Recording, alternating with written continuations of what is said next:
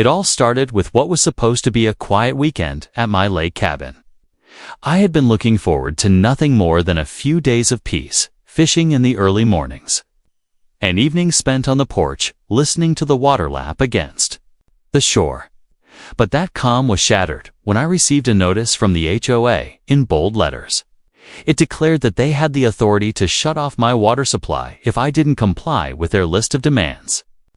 They claimed my cabin's non-compliance with a few cosmetic rules gave them the right to punish me by cutting off what is essentially a lifeline. At first, I thought it had to be some sort of mistake or a bluff, because no reasonable person would go as far as denying someone access to water. But the follow-up calls and letters made it clear. They weren't bluffing at all. The HOA board believed they had complete power and control, and they wanted to make an example out of me. They thought by threatening something as basic and essential as water, I would fold immediately and give in to every single one of their demands.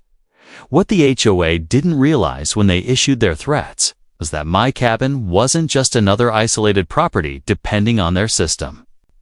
Years ago, when the original plumbing infrastructure was laid down, my land happened to be the key connection point for the entire neighborhood.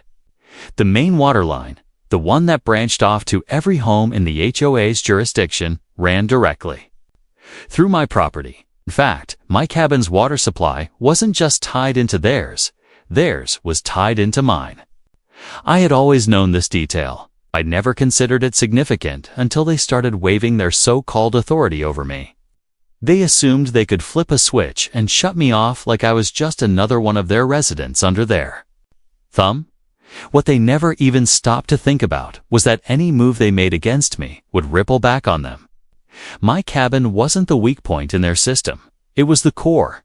And the moment they tried to cut my water, they were setting themselves up for consequences they hadn't even begun to imagine. Their arrogance blinded them to how vulnerable they really were. And I knew exactly how to use that.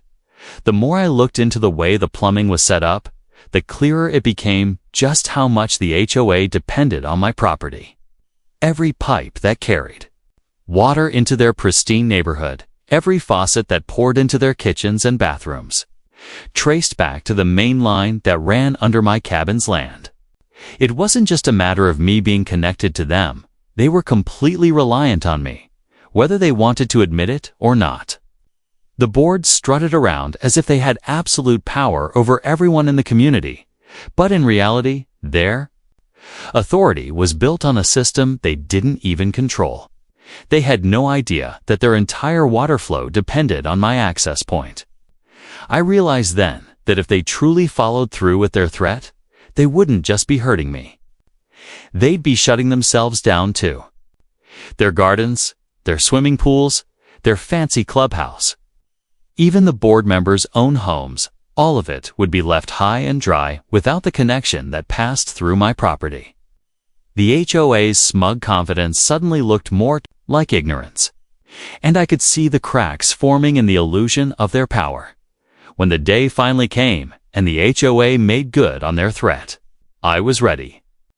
They sent out their maintenance crew with clipboards and a sense of authority, acting like they were about to teach me a lesson by shutting off the valve to my cabin.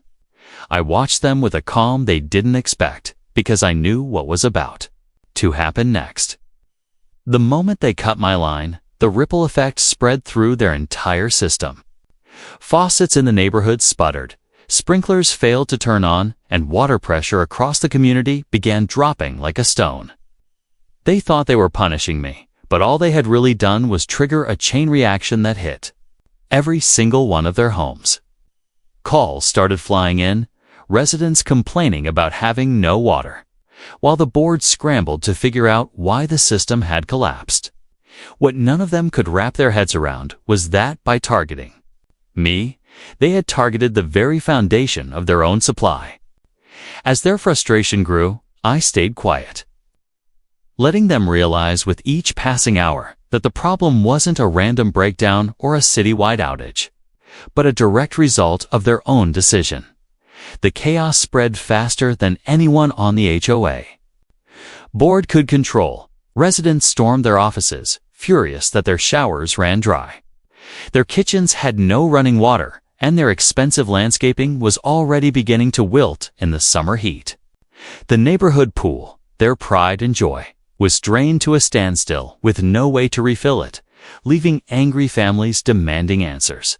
The board, who had been so quick to flex their authority, suddenly found themselves in the middle of a crisis they had created with their own arrogance. Every phone in the HOA office rang nonstop, complaints piling up from homeowners who paid steep fees and expected flawless service in return. I could imagine the panic on their faces as they tried to explain the situation without admitting the truth. They didn't want anyone to know their control was a facade, that the water running into the entire community hinged on the very cabin they tried to punish. Their confidence crumbled as they scrambled to restore order, but no matter what they tried, the water simply wouldn't come back. The board members, who once carried themselves like untouchable rulers, were suddenly exposed as powerless and desperate. Eventually, the HOA had no choice but to turn their attention back to me. Their arrogance from before was gone, replaced with desperation and a nervous edge in their voices. The same board members who had signed the notice threatening my water supply were now calling, emailing, and even showing up in person, demanding a meeting. What they had once treated as leverage had completely backfired, leaving them at the mercy of the very person they tried to control. Homeowners pressured them relentlessly, furious that their fees were paying for an HOA that couldn't even provide basic running water, and the board had run out of excuses. They couldn't admit to the neighborhood that their lifeline was tied directly to my property, so instead, they came to me quietly, trying to negotiate.